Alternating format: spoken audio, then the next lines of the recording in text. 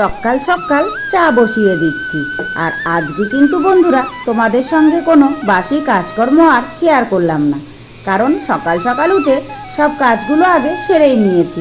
এবার চা করা থেকে আমি আজ তোমাদের সামনে এলাম। চা করে নিয়েছি দুজনের বুঝে চা, আমি আর কর্তামশাই।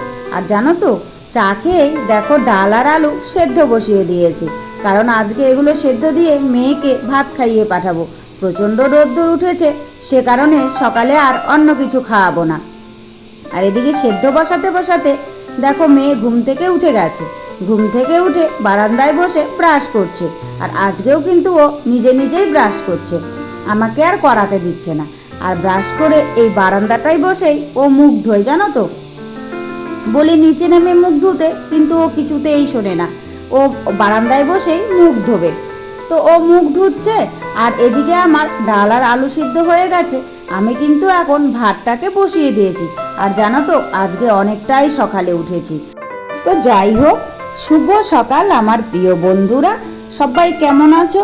আশা করছি যে যেখান থেকে আমার ভিডিও দেখছো সকলে ভালো আছো, সুস্থ আছো। আর আমরাও খুব ভালো আছি। অরুণাচল প্রদেশের এই ছোট্ট গ্রাম থেকে আমি আবারও চলে আসলাম নতুন একটা ব্লগ ভিডিও নিয়ে। সম্পূর্ণ ভিডিওটা জুড়ে আমার সাথে থাকার অনুরোধ রইল। যারা নতুন এসেছো, ভিডিওটা যদি ভালো লাগে প্লিজ একটা লাইক করে চ্যানেলটি সাবস্ক্রাইব করে আমার পাশে থেকো। আর যারা আগের থেকেই সাবস্ক্রাইব করে রেখেছো, আমাকে সাপোর্ট করেছো, তাদের জন্য রইল অসংখ্য অসংখ্য ধন্যবাদ। এখন বেলা বাজে সকাল 6টা, আর এখন থেকে আমি তোমাদের সবাইকে সাথে নিয়ে আজকের ব্লগটি শুরু করে দিয়েছি। আই হোপ কি আজকের ব্লগটিও তোমাদের ভালো লাগবে। বন্ধুরা দেখো, আমি কিন্তু সকাল সকাল ডাল আর আলু সিদ্ধ ভাত বানিয়ে নিয়েছি। আর বানিয়ে নিয়ে মেয়েকে রেডি করিয়ে দিয়েছি। রেডি করিয়ে দিয়ে এখন কিন্তু মেয়েকে খাবার খাওয়াতে বসে গেছি। আসলে কি বলতো, সকাল 8টায় যায় আর ফিরে আসতে অনেকটাই দেরি হয়, 12:30টায় ছুটি হয়, তারপর ঘরে আসে। সে কারণে সকাল সকাল একটু ভাত খাইয়ে পাঠালে নিশ্চিন্ত, আর বিস্কুট খেয়ে গেলে খিদে পেয়ে যায়, জানো তো। তারপর দেখো মেয়েকে আমি এগিয়ে দিতে যাচ্ছি স্কুলের দিকে, খাইয়ে দাইয়ে কমপ্লিট করিয়ে। আর মেয়ে আর পাশের বাড়ির ওই ভাস্তাটা দুজনে মিলে যাচ্ছে। আর কেন এগিয়ে দিতে যাচ্ছি জানো? রাস্তাটা খুব খতরনাক, জানো তো, দুই দিকেই গাড্ডা। তো সে কারণেই এগিয়ে দিই। দুজন ছোট বাচ্চা যায়, বলা তো যায় না, দুজনে ধাক্কাধাক্কি করতেও পারে, সে কারণেই এগিয়ে দিতে হয়। না হলে এইটুকু রাস্তা কিন্তু একা একাই চলে যেতে পারে। তাই কিন্তু আমি সেই ভরসা না করে এগিয়ে দিই, মানে দিয়ে আসি আবার নিয়ে যাই। এই যে দেখতে পাচ্ছ সামনে, এটাই কিন্তু ওদের স্কুল। আর আমি এই পর্যন্তই ছেড়ে দিয়ে আসি, আর ওদিকে যাই না। তারপর ঘরে চলে এলাম। ঘরে চলে এসে আমি এখন দেখো শাক বের করে নিচ্ছি। শাক বলতে এগুলো হচ্ছে গন্ধ পাতা। কাল বিকেলে কর্তামশাই এই গন্ধ পাতাগুলো তুলেছিল, তো এগুলো বড়া খাবে, সে কারণে। আর গন্ধ পাতাগুলো এখন আমি ভালো করে বোটাগুলো ছাড়িয়ে নিচ্ছি।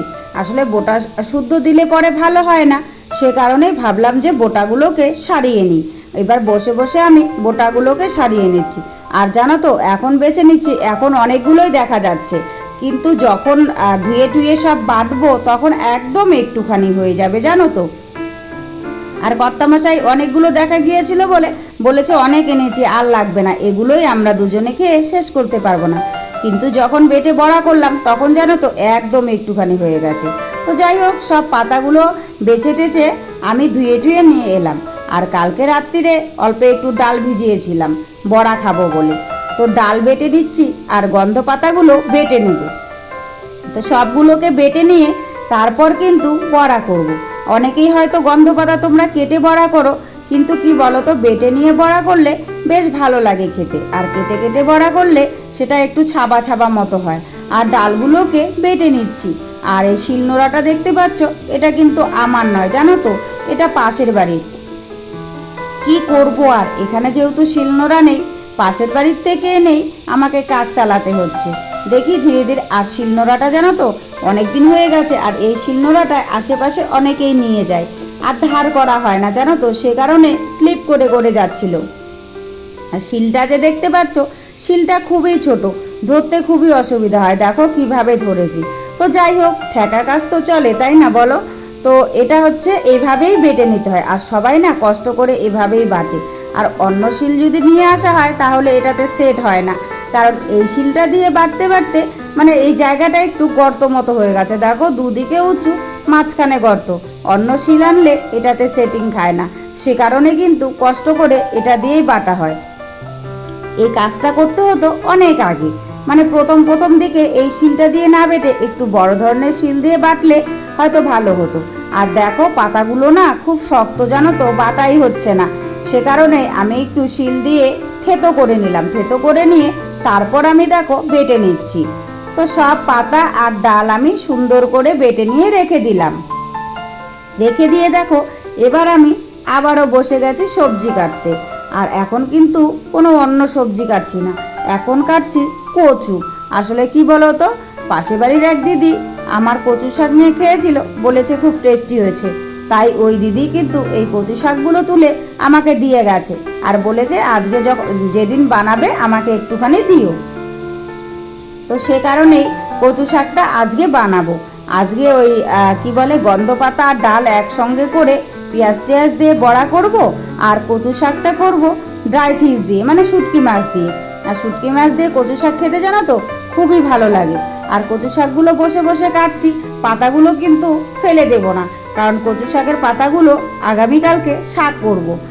পাতাগুলো খুব কচি জানো তো, আর দিদিটা কেটেছিল না শুধুমাত্র মাঝখানের কি বলে ওটাকে, মাঝখানের ডান্টাটা করে নিয়ে এসেছিল, সাইডের গুলো নিয়ে আসেনি। আসলে ওরা তো সেরকম জানে না কোনটা খেতে হয়, তো সাইডের গুলোও খাওয়া যায়, মাঝখানেরটাও খাওয়া যায়। তো যাই হোক, কচু শাকগুলো বাছতে কিন্তু আজকে আর আমার কোনো ঝামেলা হয়নি জানো তো। খুব সুন্দর করে কচু শাকগুলো বেছে নিয়েছি। শুধুমাত্র কি বলো তো, বাছার পরে হাতগুলো না কেমন কালারিং হয়ে যায়, সেগুলো উঠতেই চায় না, খুব কষ্ট করে ওগুলোকে জানো তো তুলতে হয়। তো যাই হোক, কচু শাকগুলো কেটে টেটে ধুয়ে নিয়ে সেদ্ধ করে নিয়ে তারপর আমি রান্না করব। আর এদিকে দেখো হাতগুলো আমার কি অবস্থা হয়ে গেছে। আর আজকে কচু শাকটা কাটতে গিয়ে না হাতের উপরটা একটুখানি চুলকেছে, আসলে জলের হাত ছিল সে কারণে। তো যাই হোক বন্ধুরা, কচু শাক কাটা বাছা কমপ্লিট করে নিয়ে যে জঙ্গলগুলো ছিল আর কালকে রাত্রিরে ডাস্টবিনটাও ছিল, সেগুলোকে আমি কি করলাম বলো তো, একসঙ্গে জড়ো করে তারপর পেছন দিকটায় নিয়ে গেলাম ফেলে দিতে। আর অনেক দূরে ঢেল দিয়ে ফেলতে হয়। দেখো আজকে কিন্তু অনেকটাই দূরে গেছে।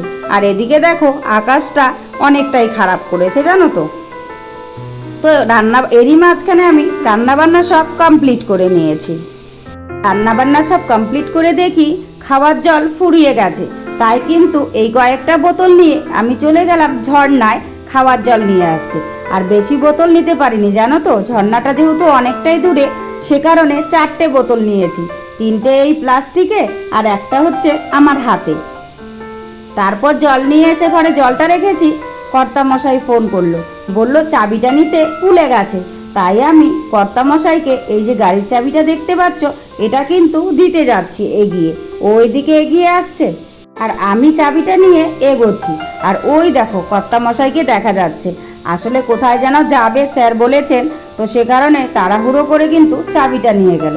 তারপর আমি ঘরে চলে এসে এই যে লঙ্কাগুলো রোদ্দুরে দিয়েছিলাম, হঠাৎ করে দেখি আকাশটা মেঘ করেছে। তাই কিন্তু লঙ্কাগুলোকে তুলে নিলাম। আর কি বলতো, কাগজে করে রোদ্দুরে দিয়েছি। আর পাপোশটাকেও রোদ্দুরে দিয়েছিলাম, এটাকে তো পাপোশ হিসেবে ব্যবহার করছি। তো এটাকেও একটুখানি বাড়ি টাড়ি দিয়ে ঘরে নিয়ে যাচ্ছি আর বাড়ি দিয়ে নিচ্ছি, তাহলে ধুলোগুলো সব ঝরে পড়ে যাবে। তো এটাকে রাখতে রাখতেই জানো তো, মানে এরকম করে 1 ফোঁটা 2 ফোঁটা করে বৃষ্টি চলে এলো। তাই দৌড়াদৌড়ি করে কাপড়গুলো কিন্তু আমি তুলে নিচ্ছি। দেখছো, বলতে বলতেই বৃষ্টি নেমে এলো জানো তো, এই দেখো ফোঁটা ফোঁটা পড়ছে। তাই দৌড়োদৌড়ে কাপড়গুলো তুলতে তুলতেই দেখো মুষলধারে বৃষ্টি নেমে গেছে। দেখেছো, মানে এই দিকের আকাশ এরকমই, এই রোদ্দুর এই বৃষ্টি। আর রোদ্দুর থাকতে থাকতে এরকম করে অঝরে বৃষ্টি নামে বলার মতন না। তো তোমরা তো দেখতেই পাচ্ছ কীরকম হাওয়া আর বৃষ্টি হচ্ছে জানো তো, মানে মুষলধারে বৃষ্টি হচ্ছে আর তার সঙ্গে হাওয়া বইছে ঝড়ের মতো জানো তো। আর কিছুক্ষণ আগেই কিন্তু এত রোদ্দুর দিয়েছিল যে রোদ্দুরে টেকাই যাচ্ছিল না, মানে এই দিকের আকাশ এরকমই। তো যাই হোক বন্ধুরা, সব মিলিয়ে আজকের ব্লগটা তোমাদের কেমন লেগেছে অবশ্যই কিন্তু তোমরা কমেন্ট করে জানাতে ভুলো না। আর আজকের ব্লগে যদি কিছু ভালো লাগে তাহলে প্লিজ প্লিজ প্লিজ একটা লাইক করো, চ্যানেলটি সাবস্ক্রাইব করে আমার পাশে থেকো। আর যারা আগের থেকে সাবস্ক্রাইব করে রেখেছো, আমাকে সাপোর্ট করেছো, তাদের জন্য আমার মন থেকে রইল অনেক অনেক ধন্যবাদ আর অনেক অনেক ভালোবাসা। আর আশা করছি তোমরা এভাবেই আমার পাশে থেকে আমাকে সাপোর্ট করবে।